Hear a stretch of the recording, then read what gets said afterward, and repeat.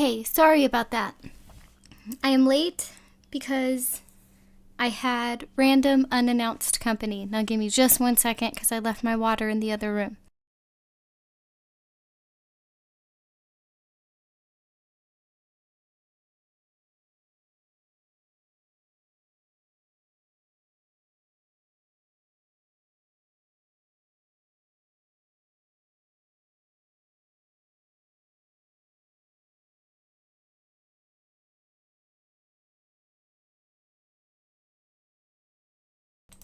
Okay, I'm back. So,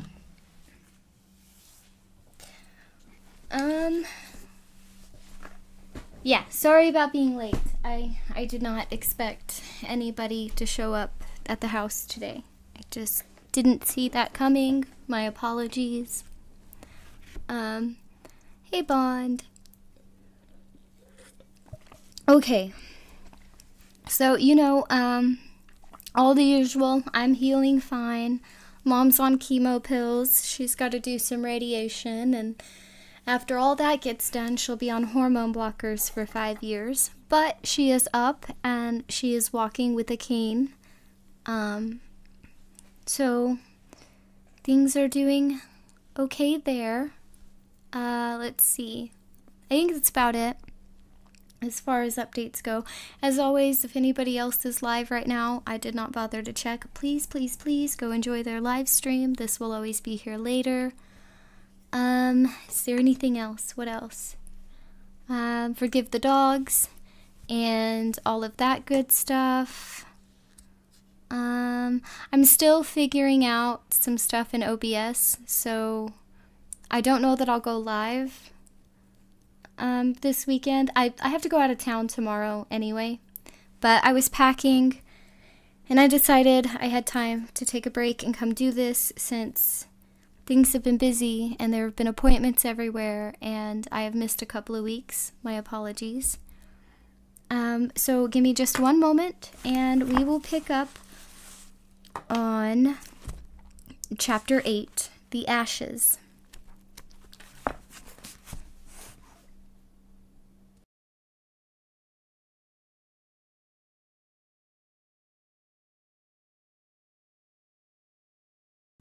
In case you're wondering why I need a moment, when I pause like that, I'm generally taking a hit.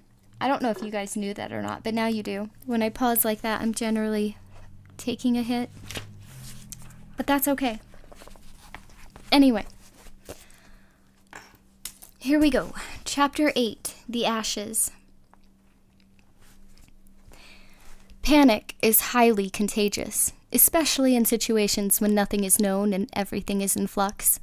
It was the sight of Miguel, the old mozo that started Susan down its grease slope. He was in the middle of Seafront's courtyard, clutching his broom of twigs against his chest and looking at the riders who passed to and fro with an expression of perplexed misery. His sombrero was twisted around on his back, and Susan observed with something like horror that Miguel, usually brushed and clean and neat as a pin, was wearing his serape inside out. There were tears on his cheeks, and he turned this way and that, following the passing riders, trying to hail those he recognized. She thought of a child she had once seen toddle out in front of an oncoming stage. The child had been pulled back in time by its father. Who would pull Miguel back? She started for him, and a vaquero aboard a wild-eyed, spotted roan galloped so close by her that one stirrup ticked off her hip and the horse's tail flicked her forearm. She voiced a strange-sounding little chuckle. She had been worried about Miguel and had almost been run down herself. Funny. She looked both ways this time, started forward, then drew back again as a loaded wagon came careening around the corner, tottering on 2 wheels at first. What it was loaded with she couldn't see. The goods in the wagon bed were covered with a tarp, but she saw Miguel move toward it, still clutching his broom. Susan thought of the child in front of the stagecoach again and shrieked an inarticulate cry of alarm. Miguel cringed back at the last moment, and the cart flew by him, bounded and swayed across the courtyard, and disappeared out through the arch. Miguel dropped his broom, clapped both hands to his cheeks, fell to his knees, and began to pray in a loud, lamenting voice. Susan watched him for a moment, her mouth working, and then sprinted for the stables, no longer taking care to keep against the side of the building. She had caught the disease that would grip almost all of Hanbury by noon, and although she managed to do a fairly apt job of saddling Pylon, on any other day there would have been 3 stable boys vying for the chance to help the pretty Cy. Any ability to think had left her by the time she heel-kicked and started the horse into a run outside the stable door. When she rode past Miguel, still on his knees and praying to the bright sky with his hands upraised, she saw him no more than any other rider had before her. She rode straight down the high street, thumping her spurless heels at Pylon's side until the big horse was fairly flying. Thoughts, questions, possible plans of action, none of those had a place in her head as she rode. She was but vaguely aware of the people milling in the streets, allowing Pylon to weave his own path through them. The only thing she was aware of was his name. Roland, Roland, Roland, ringing in her head like a scream. Everything had gone upside down. The brave little quartet they had made the night at the graveyard was broken, 3 of its members jailed and with not long to live. If they even were still alive. The last member, lost and confused, as crazy with terror as a bird in a barn. If her panic had held, things might have turned out in a much different fashion, but as soon as she rode to the center of town and out the other side, her way took her toward the house she had shared with her father and her aunt. The lady had been watching for the very rider who now approached. As Susan neared, the door flew open, and Cordelia, dressed in black from throat to toe, rushed down the front walk to the street, shrieking with either horror or laughter, perhaps both. The sight of her cut through the foreground haze of panic in Susan's mind, but not because she recognized her aunt. "Rhea!" she cried, and drew back on the reins so violently that the horse skidded, reared, and almost tilted them over backward. That would likely have crushed the life out of his mistress, but Pylon managed to keep at least his back feet pawing at the sky with his front ones and whinnying loudly. Susan slung an arm around his neck and hung on for dear life. Cordelia Delgado, wearing her best black dress and lace mantilla over her hair, stood in front of the horse as if her own parlor, and taking no notice of the hooves cutting the air less than 2 feet in front of her nose. In one gloved hand, she held a wooden box. Susan belatedly realized that it wasn't Rhea, but the mistake really wasn't that odd. Aunt Cord wasn't as thin as Rhea, not yet anyway, and more neatly dressed, except for her dirty gloves. Why her aunt was wearing gloves in the first place, Susan didn't know, let alone why they looked so smudged. But the mad look in her eyes was horribly similar. "Good day to ye, Miss Oh-so-young and pretty," Aunt Cord greeted her in a cracked, vivacious voice that made Susan's heart tremble. Aunt Cord curtsied, one-handed, holding the little box curled against her chest with the other. "Where go ye on this fine autumn day? Where go ye so speedy? To no lover's arms, that seems for sure, for one's dead and the other's ta'en." Cordelia laughed again, thin lips drawing back from big white teeth. Horse teeth, almost. Her eyes glared in the sunlight. Her mind's broken, Susan thought. Poor thing. Poor old thing. "Did thee put Dearborn up to it?" Aunt Cord asked. She crept to Pylon's side and looked up at Susan with luminous liquid eyes. "Thee did, didn't thee? Aye, perhaps thee even gave him the knife he used after running your lips o'er it for good luck. You're in it together. Why not admit it? At least admit thee's lain with that boy, for I know it's true. I saw the way he looked at ye the day you were sitting in the window, and the way ye looked back at him." Susan said, "If you'll have the truth, I'll give it to ye. We're lovers, and we'll be man and wife ere year's end." Cordelia raised one dirty glove to the blue sky and waved it as if saying hello to the gods. She screamed with mingled triumph and laughter as she waved. "And to be wed, she thinks. You'd no doubt drink the blood of your victims on the marriage altar, too, would ye not? Oh, wicked! It makes me weep." But instead of weeping, she laughed again, a howl of mirth into the blind blue face of the sky. "We planned no murders," Susan said, drawing, if only in her own mind, a line of difference between the killings at the mayor's house and the trap they'd hoped to spring on Farson's soldiers. "And he did no murders. No, this is the business of your friend Jonas, I wot. His plan, his filthy work." Cordelia plunged her hand into the box she held, and Susan understood at once why the gloves she wore were dirty. She had been grubbing in the stove. I curse thee with ashes, Cordelia cried, flinging a black and gritty cloud of them at Susan's leg, and the hand which held Pylon's rays. I curse thee to darkness, both of thee. Be ye happy together, ye faithless, ye murderous, ye cozeners, ye liars, ye fornicators, ye lost and renounced. With each cry, Cordelia Delgado threw another handful of ashes, and with each cry, Susan's mind grew clearer, colder. She held fast and allowed her aunt to pelt her. In fact, when Pylon, feeling the gritty rain against his side, attempted to pull away, Susan gigged him set. There were spectators now, avidly watching this old ritual of renunciation. Shimi was among them, eyes wide and mouth quivering, but Susan barely noticed. Her mind was her own again. She had an idea of what to do, and for that alone she supposed she owed her aunt some sort of thanks. I forgive ye, aunt, she said. The box of stove ashes, now almost empty, tumbled from Cordelia's hand as if Susan had slapped her. What? She whispered. What does thee say? For what ye did to your brother and my father, Susan said, for what ye were part of. She rubbed a hand on her leg and bent with the hand held out before her. Before her aunt could pull away, Susan had wiped ashes down one of her cheeks. The smudge stood out there like a wide, dark scar. But wear that, all the same, she said. Wash it off if you like, but I think you'll wear it in your heart yet a while. She paused. I think you already do. Goodbye. Where does thee think thee's going? Aunt Cord was pawing at the soot mark on her face with one gloved hand, and when she lunged forward in an attempt to grasp Pylon's reins, she stumbled over the box and almost fell. It was Susan, still bent over to her aunt's side, who grasped her shoulder and held her up. Cordelia pulled back as if the touch of an adder. Not to him. You'll not go to him now, ye mad goose. Susan turned her horse away. None of your business, aunt. This is the end between us, but mark what I say. We'll be married by year's end. Our firstborn is already conceived. They'll be married tomorrow night if thee goes nigh him, joined in smoke, wetted in fire, bedded in ashes. Bedded in ashes, do you hear me? The mad woman advanced on her, railing, but Susan had no more time to listen. The day was fleeting.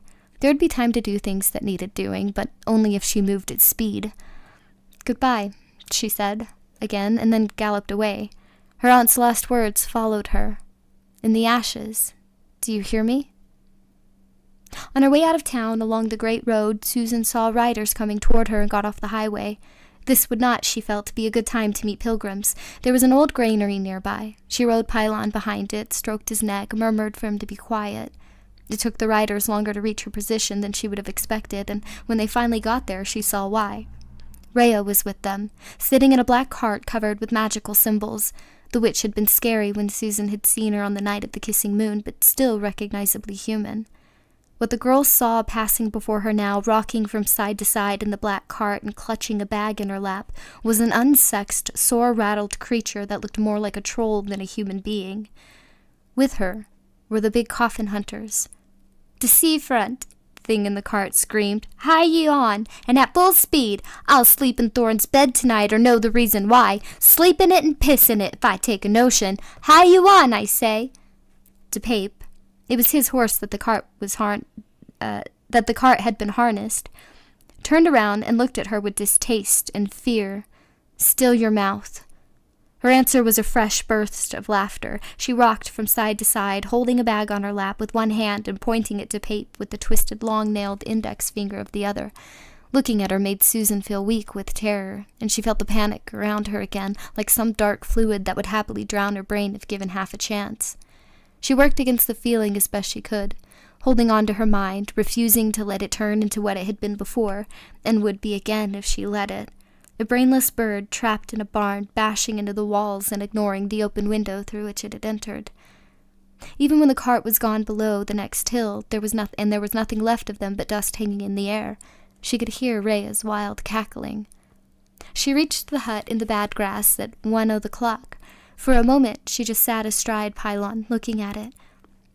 Had she and Roland been here hardly 24 hours ago, making love and making plans? It was hard to believe, but when she dismounted and went in, the wicker basket in which she had brought them a cold meal confirmed it. It still sat upon the rickety table. Looking at the hamper, she realized she hadn't eaten since the previous evening, a miserable supper with Hart Thorin that she'd only picked at, too aware of his eyes on her body. Well, they'd done their last crawl, hadn't they? And she'd never have to walk down another seafront hallway wondering what door he was going to come bursting out of like a jack-in-the-box, all grabbing hands and stiff Randy prick. Ashes, she thought. Ashes and ashes. But not us, Roland. I swear, my darling, not us. She was frightened and tense, trying to put everything she now must do in an order, a process to be followed just as there was a process to be followed when saddling a horse. But she was also 16 and healthy. One look at the hamper, and she was ravenous. She opened it, saw there were ants on the 2 remaining cold beef sandwiches, brushed them off, and gobbled the sandwiches down. The bread had gotten rather stiff, but she hardly noticed. There was a half jar of sweet cider and a part of a cake as well. When she had finished everything, she went to the north corner of the hut and moved the hides someone had begun to cure and then lost interest in. There was a hollow beneath. Within it, wrapped in softer leather, were Roland's guns. If things go badly, they must come here and take them west to Glede, find my father. With faint but genuine curiosity, Susan wondered if Roland had really expected she would ride blithely off to Glede with his unborn child in her belly while he and his friends were roasted, screaming and red-handed on the Reap Night bonfire. She pulled one of the guns out of its holster.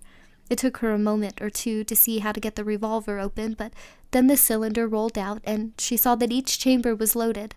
She snapped it back into place and checked the other one. She concealed them in the blanket roll behind her saddle, just as Roland had, then mounted up and headed east again, but not toward town. Not yet. She had one more stop to make first. At around 2 o'clock, word that Fran Lingle would be speaking at the town gathering hall began to sweep through the town of Mayhees.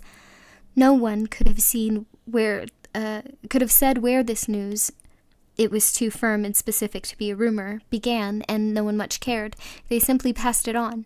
By 3 o'clock the gathering hall was full, and 200 or more stood outside listening in as Lingle's brief address was relayed back to them in whispers. Coral Thorin, who had begun passing the news of Lingle's impeding appearance at the Traveller's Rest, was not there.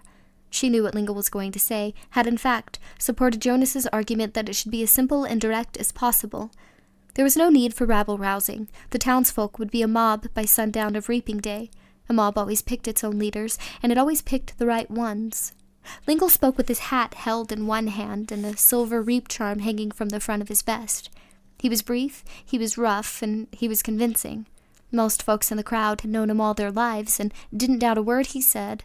Hart Thorin and Kimber Reimer had been murdered by Dearborn, Heath, and Stockworth, Lingle told the crowd of men in denim and women in faded gingham. The crime had come home to them because of a certain item, a bird's skull, left in Mayor Thorin's lap. Murmurs greeted this. Many of Lingle's listeners had seen the skull either mounted on the horn of Cuthbert's saddle or worn jauntily around his neck. They had laughed at this prankishness. Now they thought of how he had laughed back at them, and realized he must have been laughing at a different joke all along, and their faces darkened. The weapon used to slit the Chancellor's throat, Lingle continued, had belonged to Dearborn. The 3 young men had been taken that morning as they prepared to flee Mayhees. Their motivations were not entirely clear, but they were likely after horses. If so, they would be for John Farson, who was known to pay well for good nags, and in cash. They were, in other words, traitors to their own lands and to the cause of the affiliation. Lingle had planted Brian Hookie's son, Rufus, 3 rows back. Now, exactly on time, Rufus Hookie shouted out, "Has they confessed?" "Aye," Lingle said, "confessed both murders, and spoke it most proud, so they did."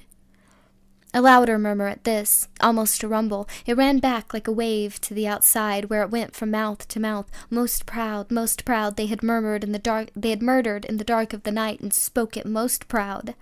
Mouths were tucked down, fists clenched. Dearborn said that Jonas and his friends had caught on to what they were doing and took the word to Reimer. They killed Chancellor Reimer to shut him up, and while they finished their chores, and Thorin in case Reimer had passed word on. This made little sense to Latigo had argued. Jonas had smiled and nodded. "No," he had said, "not a mite of sense. But it doesn't matter." Langle was prepared to answer questions, but none were asked. There was only the murmur, the dark looks, the muted click and clink of the reap charms as people shifted on their feet. The boys were in jail. Langle made no statement concerning what would happen to them next, and once again, he was not asked. He said that some of the activities scheduled for the next day, the games, the rides, the turkey run, the pumpkin carving contest, the pig scramble, the riddling competition, and the dance had been canceled out of respect for the tragedy. The things that really mattered would go on, of course, as they always had and must: the cattle and livestock judging, the horse poll, the sheep shearing, the stock line meetings and the auctions, horse, pig, cow, and sheep, and the bonfire at moonrise. The bonfire and the burning of the guys, Charyu tree, was the end of the reaping fair day, and had been since time out of mind. Nothing would stop it, save the end of the world. The bonfire will burn, and the stuffy guys will burn on it, Eldred Jonas had told Langle. That's all you're to say. It's all you need to say. And he'd been right, Langle saw. It was on every face, not just the determination to do right, but a kind of dirty eagerness. There were old ways, old rites of which red-handed stuffy guys were one surviving remnant. They were los ceremoniosos, Charyu tree. It had been generations since that had been practiced, except every once and again in some secret places out in the hills. But sometimes, when the world moved on, it came back to where it had been. Keep it brief, Jonas had said, and it had been fine advice indeed. He wasn't a man Langle would have wandered around in more peaceful times, but a useful one in times such as these. Gods give you peace, he said now, stepping back and folding his arms with his hands over his shoulders to show he had finished. Gods give us all peace. Long days and pleasant nights, they returned in a low, automatic chorus, and then they simply turned and left to go wherever folks went on the afternoon before reaping. For a good many of them, Langle knew, it would be the Traveler's Rest or the Bayview Hotel. He raised a hand and mopped his brow. He hated to be out in front of people, and never as much as today, but he thought it had gone well. Yes, very well indeed. The crowd streamed away without speaking. Most, as Langle had foreseen, headed for the saloons. Their way took them past the jail, but few looked at it, and those few who did so in tiny, furtive glances. The porch was empty, save for a plump, red-handed stuffy sprawled in Sheriff Avery's rocker, and the door stood ajar, as it usually did on warm and sunny afternoons. The boys were inside, no doubt about that, but there was no sign that they were being guarded with any particular zeal. If the men passing on their way downhill to the Rest in the Bayview had banded together into one group, they could have taken Roland and his friends with no trouble whatsoever. Instead, they went by with their heads down, walking stolidly and with no conversation to where the drinks were waiting. Today was not the day, nor tonight. Tomorrow, however. Not too far from the Barquet, Susan saw something on the barony's long slope of grazing land that made her rein up and simply sit in the saddle with her mouth open. Below her and much farther east of her position, at least 3 miles away, a band of a dozen cowboys had rounded up the biggest herd of drop runners she'd ever seen. Perhaps 400 head in all. They ran lazily, going where the vacs pointed them with no trouble. Probably think they're going in for the winter, Susan thought.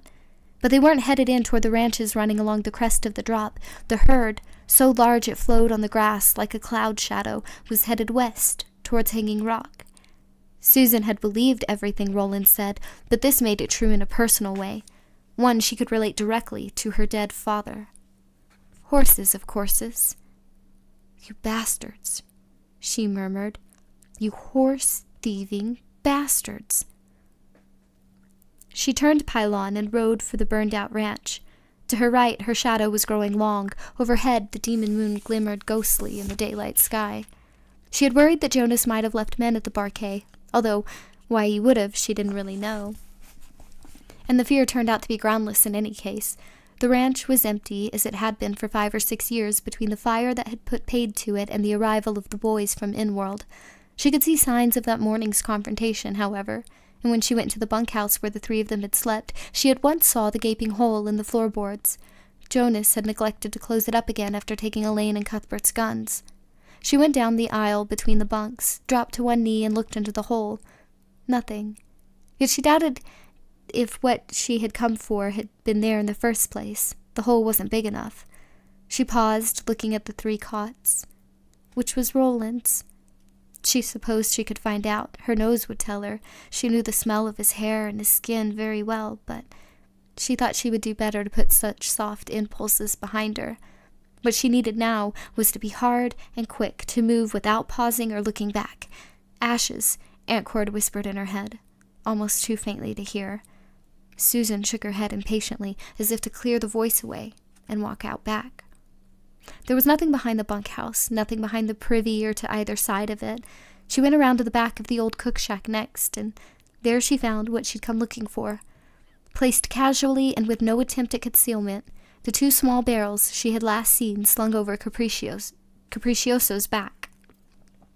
The thought of the mule summoned the thought of Sheemy, looking down at her from his man's height and with his hopeful boy's face. "I'd like to take a fin de año kiss for me, so I would."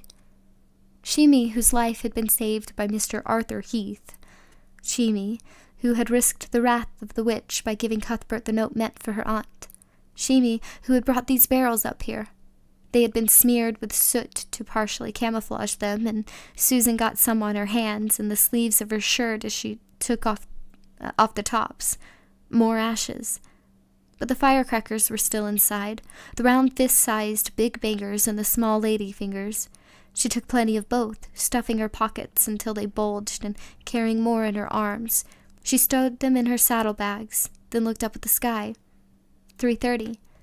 She wanted to get back to Hambry no earlier than twilight, and that meant at least an hour to wait. There was a little time to be soft after all.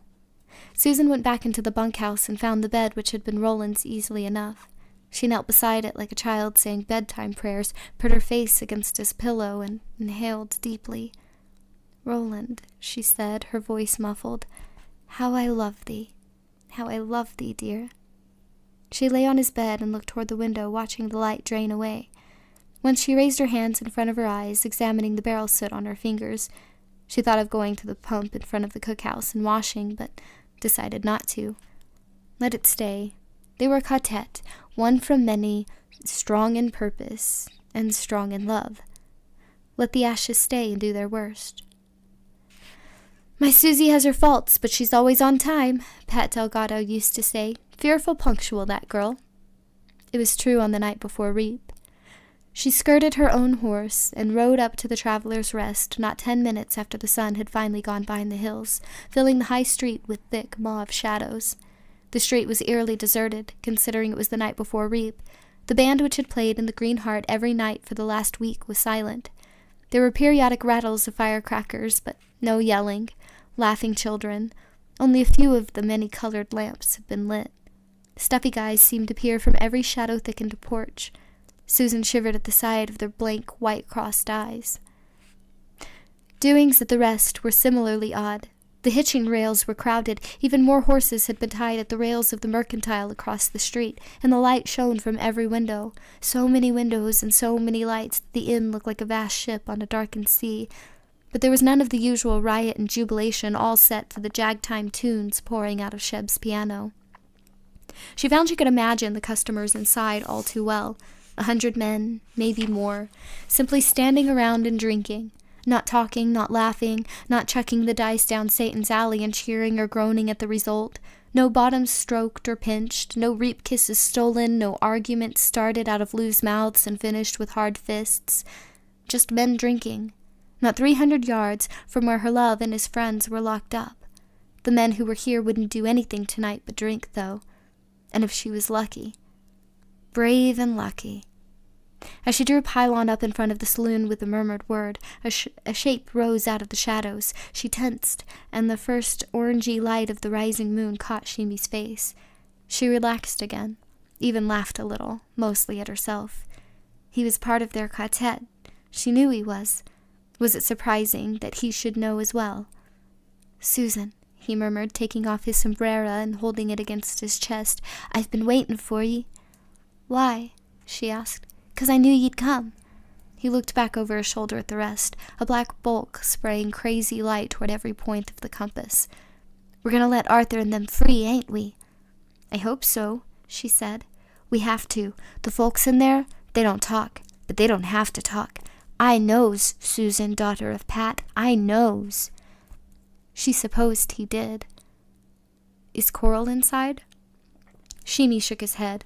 "Gone up to Mayor's house. He told Stanley she was going to help lay out the bodies for the funeral day after tomorrow, but I don't think she'll be here for the funeral. I think the big coffin hunters is going, and she'll go with them." He raised a hand and swiped at his leaking eyes. "Your mule, Sheemy?" "All saddled, and I got the long halter." She looked at him open-mouthed. "How'd ye know?" "Same way I knew you'd be comin', Susan Sy. I just knew." He shrugged, then pointed vaguely. "Cappy's around the back. I tied him to the cook's pump." "That's good." She fumbled in the saddlebag where she had put the small firecrackers. "Here, take some of these. Do ye have a sulphur or two?" "Aye." He asked no question, simply stuffed the firecrackers into his front pocket. She, however, who had never been through the bat-wing doors of the Traveller's Rest in her whole life, had another question for him. "What do they do with their coats and hats and stripes when they come in, Sheemy? They must take 'em off. Drinking's warm work." "Oh, aye. They put them on a long table just inside the door. Some fights about whose is whose when they're ready to go home." She nodded, thinking hard and fast. He stood before her, still holding his sombrero against his chest, letting her do what he could not. At least, not in the conventionally understood way. At last, she raised her head again.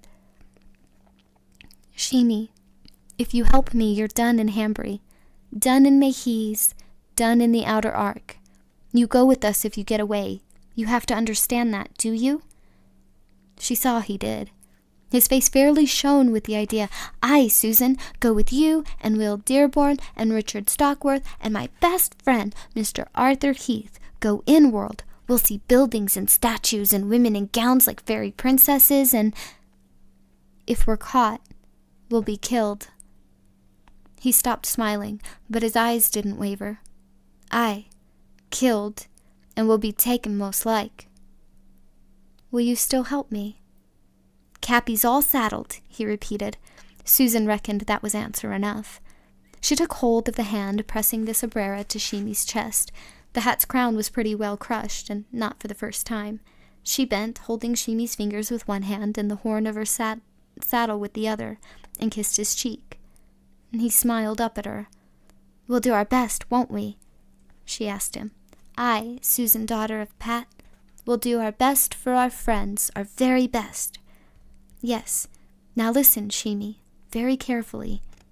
She began to talk, and Sheemy listened.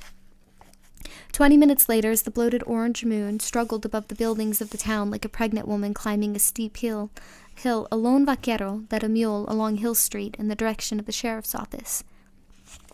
This end of Hill Street was a pit of shadows. There was a little light around the Green Hart, but even the park, which would have been thronged, noisy, and brilliantly lit in any other year, was mostly empty. Nearly all the booths were closed, and of those few that remained open, only the fortune-teller was doing any business. Tonight all fortunes were bad, but still they came. Don't they always? The vaquero was weaving a heavy serape. If this particular cowboy had the breasts of a woman, they were concealed. The vac wore a large, sweat-stained sombrero. If this cowboy had the face of a woman, it was likely concealed. Low from beneath the hat's broad brim came a voice singing Careless Love. The mule's small saddle was buried under the large bundle which had been roped to it. Cloths or clothes of some kind, it might have been, although the deepening shadows made it impossible to say for sure. Most amusing of all was what hung around the mule's neck, like some peculiar reap charm.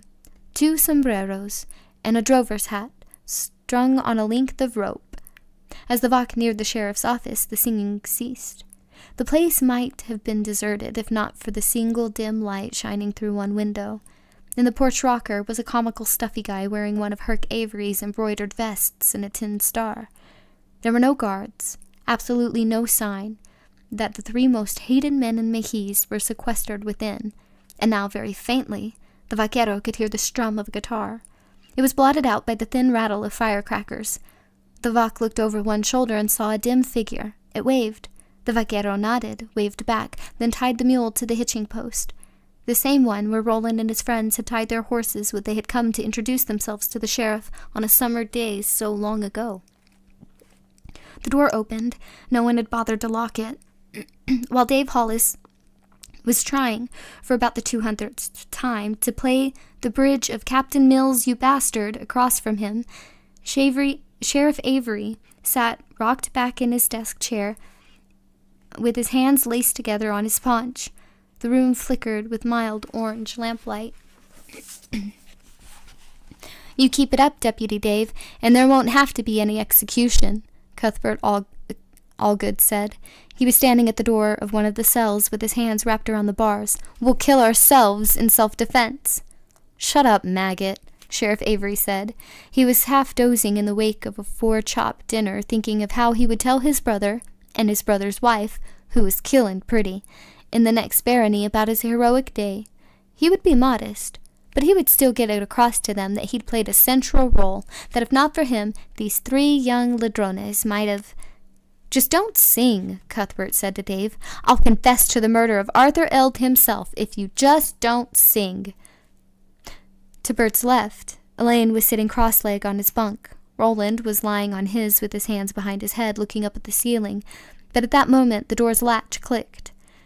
He swung to a sitting position, as if he'd only been waiting. "That'll be Bridger," Deputy Dave said, gladly putting his guitar aside. He hated this duty and couldn't wait to be relieved.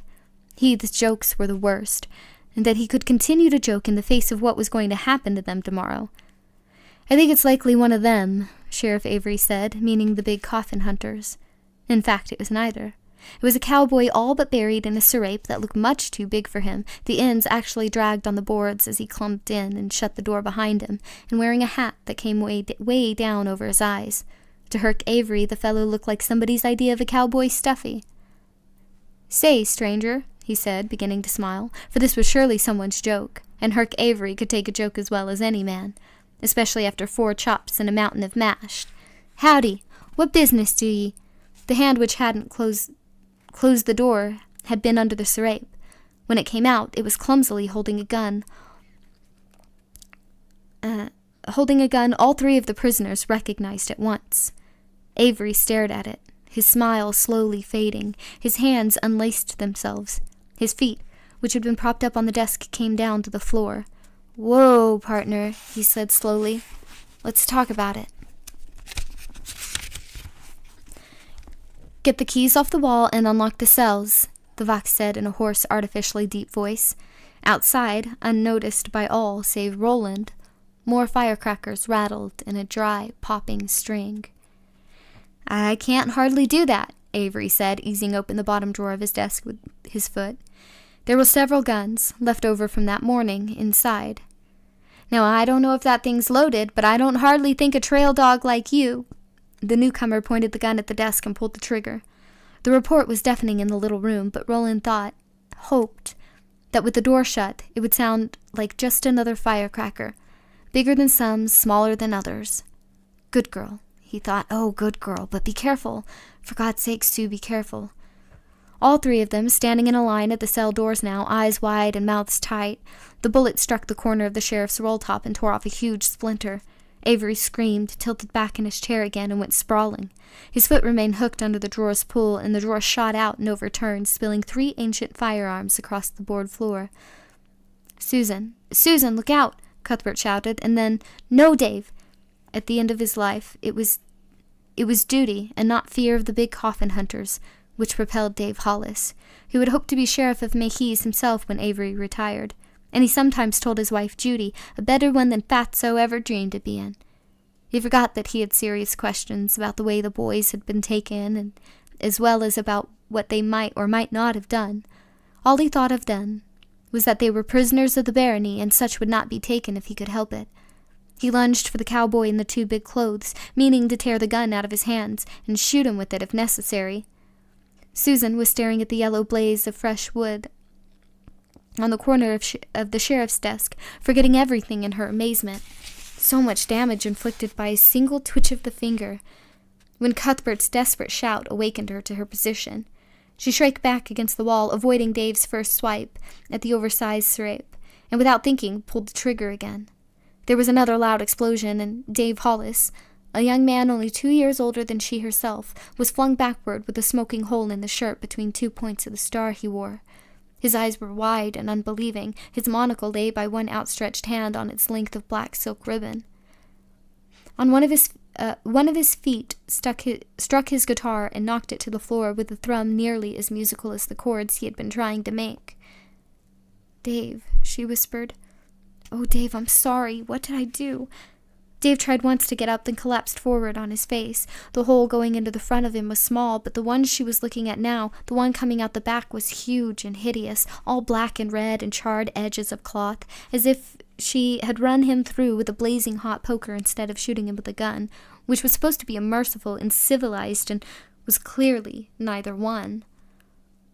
"Dave," she whispered. "Dave, Susan, look out!" Roland shouted. It was Avery. He scuttled forward on his hands and knees, seized her around the calves, and yanked her feet out from under her. She came down on her bottom with tooth-rattling crash, and was face to face with him, his frog-eyed, large-pored face, his garlic-smelling hole of a mouth. "Gods, you're a girl?" he whispered and reached for her. She pulled the trigger of Roland's gun again, setting the front of her serape on fire and blowing a hole in the ceiling. Plaster dust drifted down. Avery's ham-sized hands settled around her throat, cutting off her wind. Somewhere, far away, Roland shrieked her name. She had one more chance. Maybe. "One's enough, Sue," her father spoke inside of her head. "One's all you need, my dear." She cocked Roland's pistol with the side of her thumb and socked the puzzle deep into the flab hanging from the underside of Sheriff Herc Avery's head, and pulled the trigger. The mess was considerable. Avery's head dropped into her lap, as heavy and wet as a raw roast. Above it, she could feel growing heat. At the bottom edge of her vision was the yellow flicker of fire. "On the desk," Roland shouted, yanking the door of his cell so hard it rattled in its frame. "Susan, the water pitcher, for your father's sake." She rolled Avery's head out of her lap, got to her feet, and staggered to the desk with the front of the serape burning. She could smell its charred stench, and was grateful in some far corner of her mind that she had time, while waiting for dusk, to tie her hair behind her. The pitcher was almost full, but not with water. She could smell the sweet, sour tang of Graf. She doused herself with it, and there was a brisk hissing as the liquid hit the flames. She stripped the serape off, and the oversized sombrero came with it, and threw it on the floor. She looked at Dave again, a boy she had grown up with, one she might even have kissed behind the door of Hookie's once upon an antique time. "Susan," it was Roland's voice, harsh and urgent. "The keys, hurry." Susan grabbed the key ring from the nail on the wall. She went to Roland's cell first and thrust the ring blindly through the bars. The air was thick with the smell of gun smoke, burned wool, blood. Her stomach clenched helplessly at every breath. Roland picked the right key, reached back through the bars with it, and plunged it into the lockbox. A moment later he was out and hugging her roughly as her tears broke. A moment after that, Cuthbert and Elaine were out as well. "You're an angel," Elaine said, hugging her himself. "Not I," she said, and began to cry louder. She thrust the gun at Roland. It felt filthy in her hand. She never wanted to touch one again. "Him and me played together when we were berries.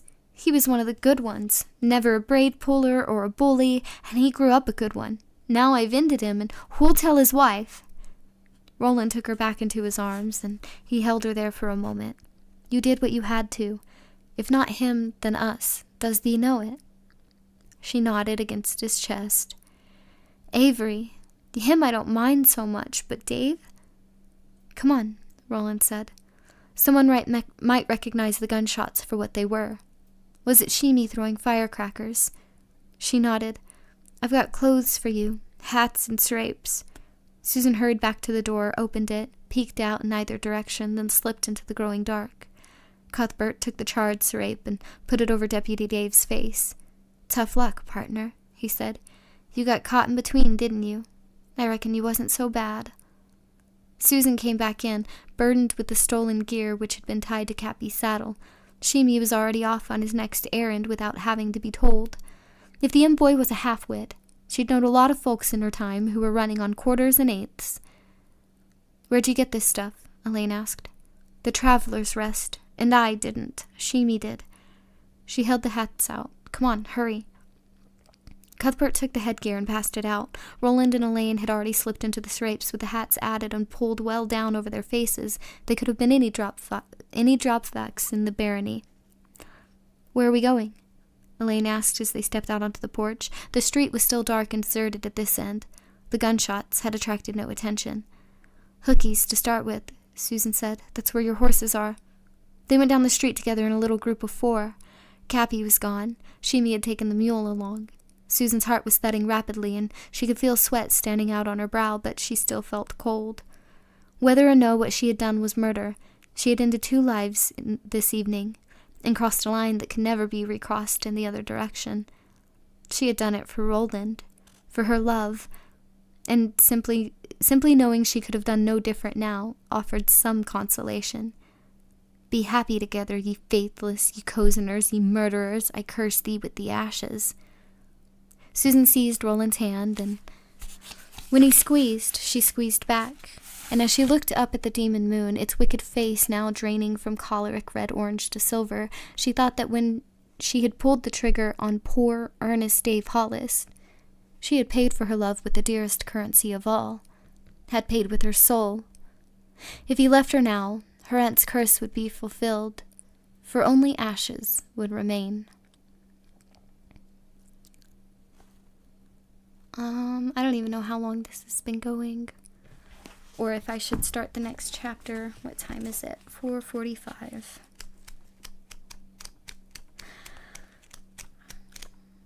Oh, the problem is the next chapter's really long. Okay, so I will do the next chapter next week. I'm glad I got to do this, and I didn't have to leave town until tomorrow, so we can start getting back on track. Eventually, we will make it to book 5. But yeah, so thanks for coming by, everyone, and I hope you all have a wonderful, wonderful evening. Smile bunches, laugh lots, have great fun, and later days.